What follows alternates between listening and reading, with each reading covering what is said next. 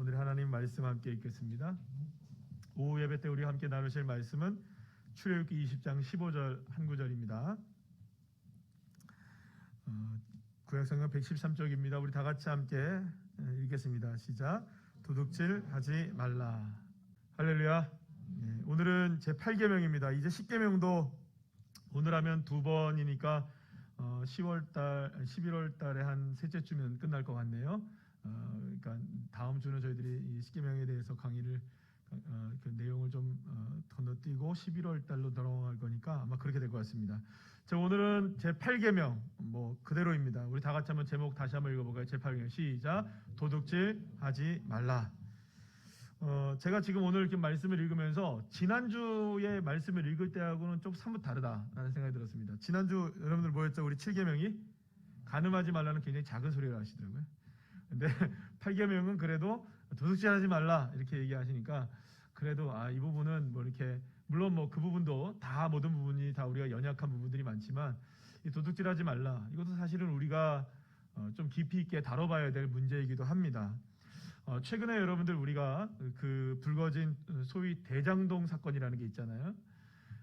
사실은 국민들이 여기서 분노하는 이유는 누가 개입됐고 안 됐고의 문제가 아니고요. 물론 그런 것도 굉장히 중요한 문제이기도 하지만 이렇게 엄청난 이익을 도대체 누가 가져가느냐라는 거죠. 이 엄청난 이익을 발생하게 되는데 그것을 거기에 땅에 사는 사람들도 가져간 것도 아니고 또 거기에 살게 된 사람들이 가져간 것도 아니고 일부의 몇몇 사람들이 그냥 너무 쉽게 1000억씩 가져가고 그죠? 우리는 상상할 수 없는 일들이죠. 그러니까는 엉뚱한 사람들이 천문학적인 이익을 가져간 것에 대해서 저희들은 일반 국민들로서는 분노하고 있는 거죠. 이게 정치인들이 좀 잘 알아야 되는데 그걸 모르는 것 같아요. 이게 공정하지 못하다는 거죠. 지금 우리나라에 있어서 가장 중요한 화두는 공정이라는 잣대입니다. 예전에 조국 사태도 그렇고 여러 가지의 모습들도 우리에게 과연 공정하냐 이게 가장 문제인 거죠. 공정에 대해서는 젊은 사람들은 이렇게 진보고 보수고 이런 게 없습니다. 공정하지 않으면 보수도 돌아서고 진보도 돌아서는 게 지금의 상황이거든요. 이게 공정하냐 안 공정하냐. 그런데 여러분 한번 우리가 생각해 보죠. 만약에 이렇게 불공정한 그러니까 누군가가 엄청나게 막대한 이익을 자기가 원하는 대로 가져갈 수 있는 세상이 된다. 그걸 만약에 합법화시킨다. 여러분들 그렇게 생각한다면 땀 흘려 일할 필요가 있을까요? 없을까요? 아니 땀 흘려 일하는 게 바보가 되는 거죠. 어떻게 해서든지 일확천금을 노리기 위해서 죽을 똥 살 똥 그런 데만 쫓아다니는 사람들이 되겠죠. 결국에는 서로가 서로를 빼앗고 뺏기는 약육강식의 시대 정말로 그런 짐승이 살아가는 시대가 되는 것이 우리가 살아가는 이 사회가 될 것이 분명해집니다. 만약 이런 세상이 된다면 성실하게 일하는 사람들은 정말로 바보가 되고 어리석은 사람이 될 뿐이죠. 그런 점에서 여러분들 오늘 그 10계명 중에 제 8계명인 도둑질하지 말라는 것은요. 내 것이 아닌 누군가 남의 것에 대해서 탐하고 그것을 내 것의 소유로 삼으려고 하는 시도 자체를 모두가 다 하나님은 뭐라고 보고 있느냐면 그것을 큰 범주 안에서 도둑질로 보고 있는 겁니다. 그리고 하나님께서 이러한 도둑질을 금하는 제8계명을 주신 것은 어쩌면 이런 거라고 생각할 수 있어요. 남의 것을 탐한다는 것은 결국에는 땀을 흘려서 일하는 가치를 인정하는 세상을 좀 만들어야 된다. 땀의 소중함을 알아야 된다. 제가 어제 이제 엊그제 동영상을 하나 봤어요. 동영상을 잠깐 봤는데 이런 설교를 준비하면서 한 가지 동영상을 하나 봤는데 사기는 어떻게 치는가 이런 동영상이었어요. 그런 거 보면 안 됩니다, 그죠? 근데 사기를 당하지 말라고 하는 그런 동영상이었어요. 사기는 어떻게 이루어지는가 이런 동영상이 봤는데 설교를 준비하다가 도둑질 어떻게 하는가 이런 거 보다가 죄송합니다. 도둑질을 어떻게 제가 죄송합니다. 말을 잘해야 되는데 도둑질을 어떻게 하는가가 아니라 도둑질은 왜 일어나는가 이런 거 찾아보다가 말을 잘해야 되는데 큰일 났네. 제가 도둑질 안 합니다. 도둑이 제발 좀 자, 그런데 사기를 치는데 어떻게 치냐면요. 눈을 뜨고 있는데 금은방에 들어갔는데요. 외국 이게 동영상에 이게 실제로 실험한 거예요. 실험한 그 동영상이었는데 실제로 실험을 했는데 어떤 사람이 들어가서 사기를 치는 거예요. 금은방에 들어가서 그 목걸이하고 이제 이런 것들을 이제 사갖고 나오는데요. 맨 마지막에 돈을 현금을 내고 오는데 그냥 이런 백지 있잖아요. 백지 A4 이렇게 요만큼 잘라가지고 이걸 이만큼 해서 그냥 주고 나왔는데요. 그 주인이 안녕히 가세요 감사합니다 하면서 돈을 세고 있어요. 끝까지 자기는 돈을 받은 건 줄 알아요. 그러면서 그 돈을 이게 집어넣어요. 그러면서 아무렇지도 않게 가만히 있어요.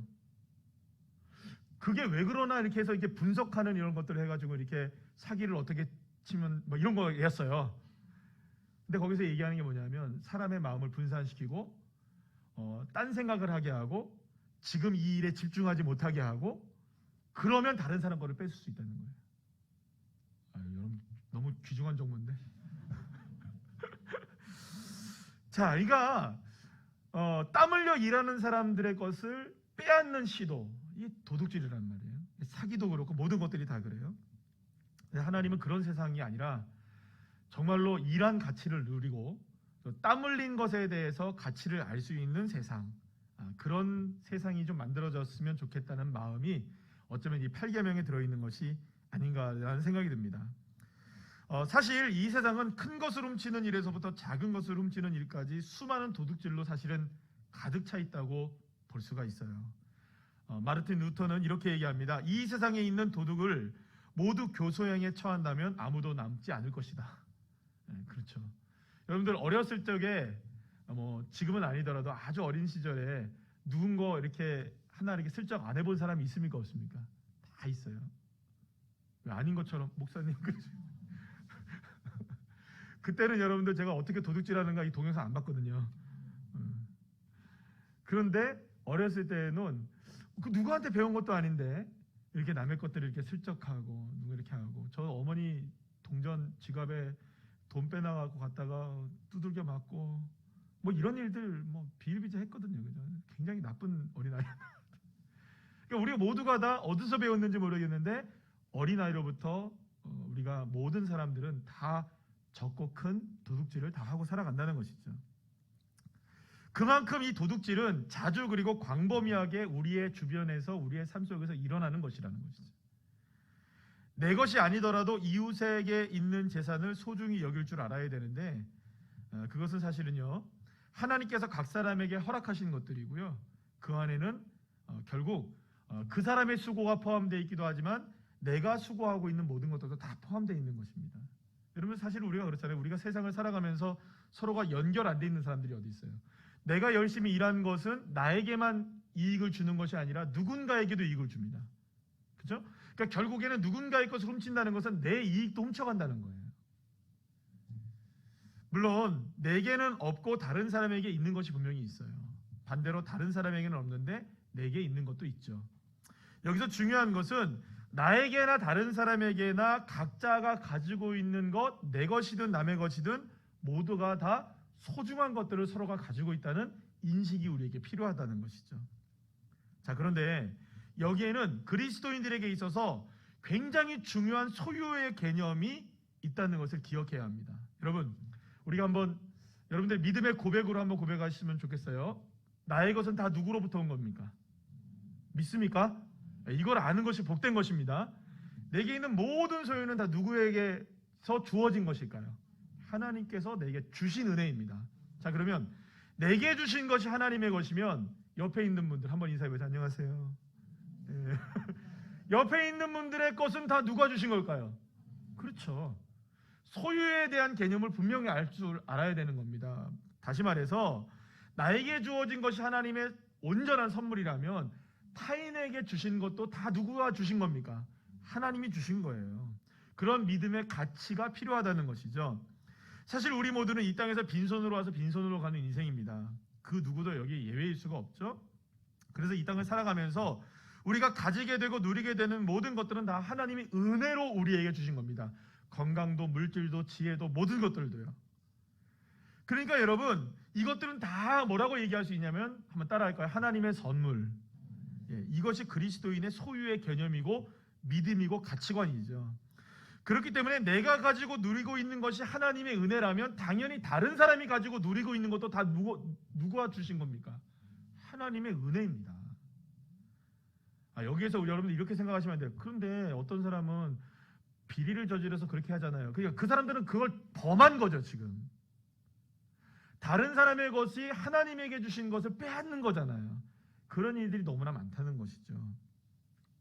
그런 의미에서 제8계명은 단순히 누군가의 것을 탐하고 훔치는 도둑질 자체의 문제 그 이상의 문제를 의미를 담고 있다고 할 수가 있는 것이죠. 그것은 궁극적으로 하나님의 것에 대한 탐함입니다. 하나님의 것에 대한 도둑질일 수 있다는 거죠. 그래서 제8계명은 궁극적으로 우리가 소유하고 있는 것에 대한 믿음에 대한 고백인 거예요. 그리고 이것은 우리가 이 땅에 살아가면서 반드시 가져야 할 정체성의 문제이기도 한 것입니다. 바로 따라합시다. 청지기 정신. 청지기가 뭡니까, 여러분? 이 땅에 살아가는 동안에 내게 주어진 것은 다 누구로부터 주어진 것이다.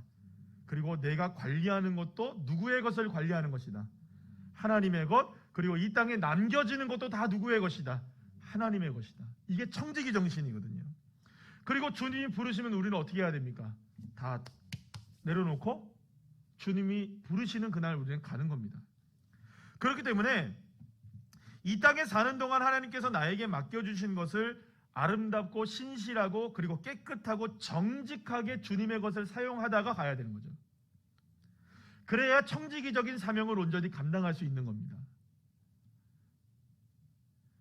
그렇기 때문에 이 청지기 정신을 갖는다면, 내가 이런 청지기 정신의 믿음을 갖는다면 절대로 남의 것을 탐할 수가 없게 되는 것이죠. 도둑질하는 일이 일어나지 않는다는 것입니다. 왜냐하면 그것은 하나님의 것을 탐하고 하나님의 것을 도둑질하는 것이기 때문입니다. 그래서 여러분, 성경에서 도둑질하지 말라고 얘기했던 것 중에 여러 가지가 있는데 그 대표적인 게 이제 10계명하고요. 또 한 가지가 어디에 나오냐 하면 말라기에 나와요. 여러분 한번 나중에 찾아보세요. 도둑질하지 말라라고 분명하게 말하는 건 두 군데예요. 10계명하고 말라기예요. 그러면 말라기 선지자가 뭐라고 얘기하고 있느냐? 3장 8절 9절 말씀 한번 다 같이 한번 읽어볼까요? 시작. 사람이 어찌 하나님의 것을 도둑질하겠느냐? 그러나 너희는 나의 것을 도둑질하고도 말하기를 우리가 어떻게 주의 것을 도둑질하였나이까 하는도다. 이는 곧 11조와 봉헌물이라. 너는 곧 온 나라가 나의 것을 도둑질하였으므로 너희가 저주를 받았느니라. 이렇게 얘기해요.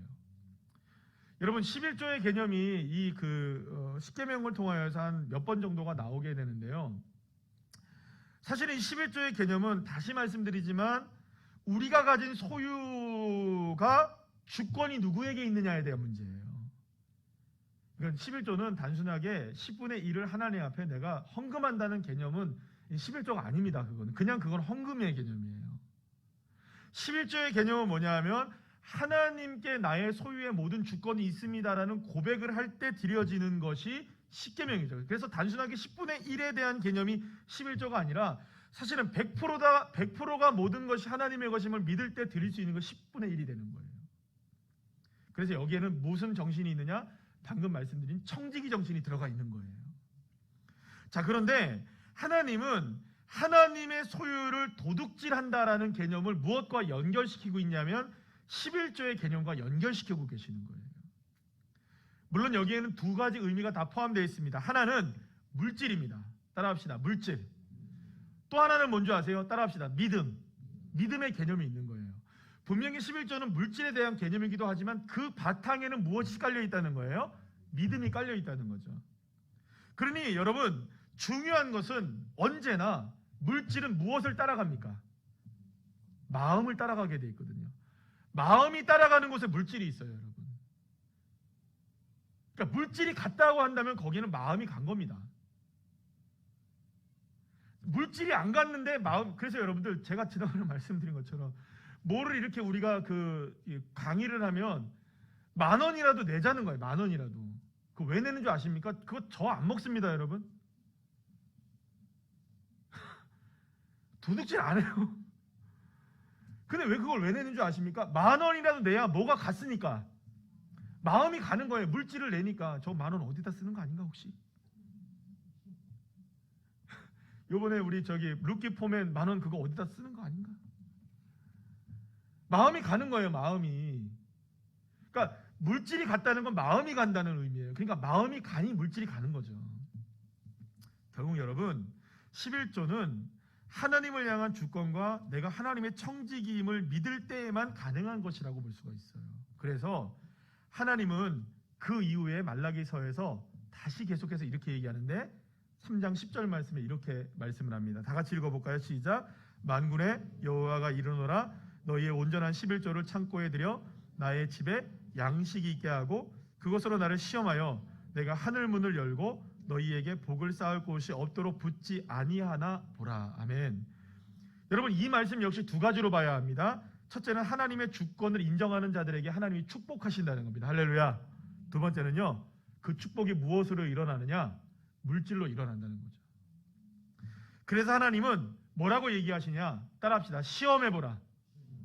여러분 왜냐하면 하나님의 주권에 대한 믿음과 청지기 정신을 가진 자들을 향해 하나님이 어떠한 마음을 품고 계시는 줄을 너무나 명확하게 보여주는 말씀이 오늘 말씀, 이 말라기 말씀인 거예요.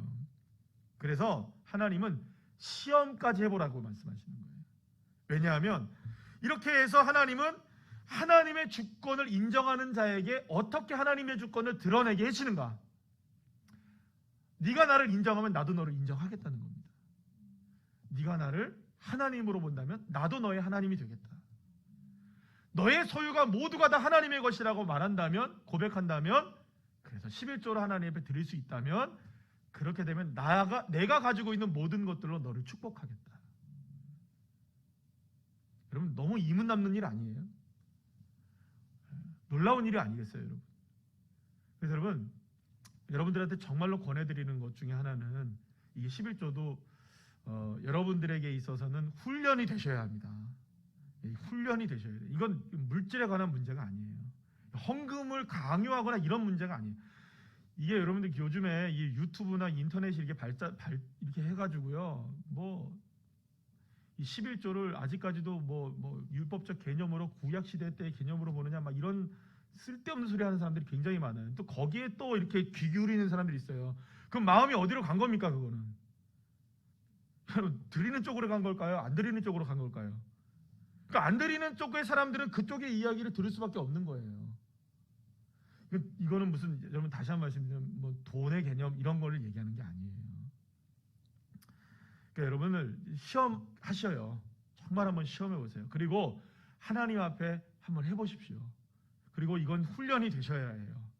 여러분들의 자녀들에게 훈련시키시고요. 아멘이시죠? 그래서 우리 주일학교에도 여러분 부탁을 드릴게요. 우리 전도사님들하고 선생님들이 꼭 하셔야 돼요. 이거는 아이들이 제가 예전에 주일학교를 담당했을 때는 이제 부목사 시절 때 할 때는요.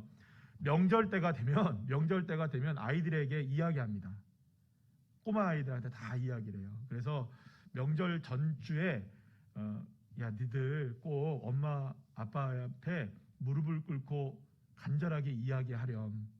어머니 아버지 친척분들이나 이렇게 할아버지 할머니나 이런 분들이 주시는 용돈을 아버님과 어머님이 다 가져가신다 할지라도 반드시 11조는 떼어주시기를 부탁드리옵나이다. 그것은 하나님의 것이기에 내가 이번 주에 가서 하나님 앞에 11조를 드리실 수 있도록 도와주시기를 부탁하옵나이다. 아멘. 이렇게 하라 그래요. 그러면요 놀라운 거는 그걸 이야기했을 때는 그 다음 주에 아이들이 11조를 이만큼씩 갖고 와요. 다. 진짜 100원도 갖고 오고 200원도 갖고 오고 1000원도 갖고 와요. 근데 그걸 얘기를 안 하면 안 갖고 와요. 훈련이에요. 훈련. 여러분 훈련하시기를 바랍니다. 여러분의 자녀가 훈련되어지길 소망하고 그렇게 하나님의 주권을 인정하시길 소망합니다. 사랑하는 여러분, 우리는 도둑질하지 말아야 합니다. 다른 사람의 소유에 피해를 주지 말아야 하고 어려운 이웃을 향해 오히려 자신의 소유를 나눠줄 수 있는 사람이 되어야 됩니다. 성실하게 일해야 되고 땀 흘린 것을 얻는 것에 대해 하나님께 감사하고 하나님이 주신 것에 대한 청지기 정신을 가지고 잘 관리하는 자세도 필요합니다. 그렇기 때문에 여기서 가장 중요한 건 뭐냐면 나의 것은 다 누구의 것이다. 우리 옆에 있는 분들이 가지고 있는 것도 다 누구의 것이다. 하나님이 소유하시다. 그러니까 여러분들 내가 누군가의 것을 탐하고 누군가의 것을 도둑질한다는 것은 결국 하나님의 것을 도둑질하는 것이 되니까. 그렇기 때문에 여러분, 믿음의 사람들은 따라합시다. 돈을 쫓지 말고 하나님을 쫓는다. 아멘이시죠? 돈 안 필요한 거 아닙니다. 돈 다 필요합니다. 있어야 하고, 또 가능하면 여러분 돈 많이 정직하게 버시기를 축복합니다. 창고의 곳간 안에 쌓아질도록 여러분들 버시기를 축복합니다.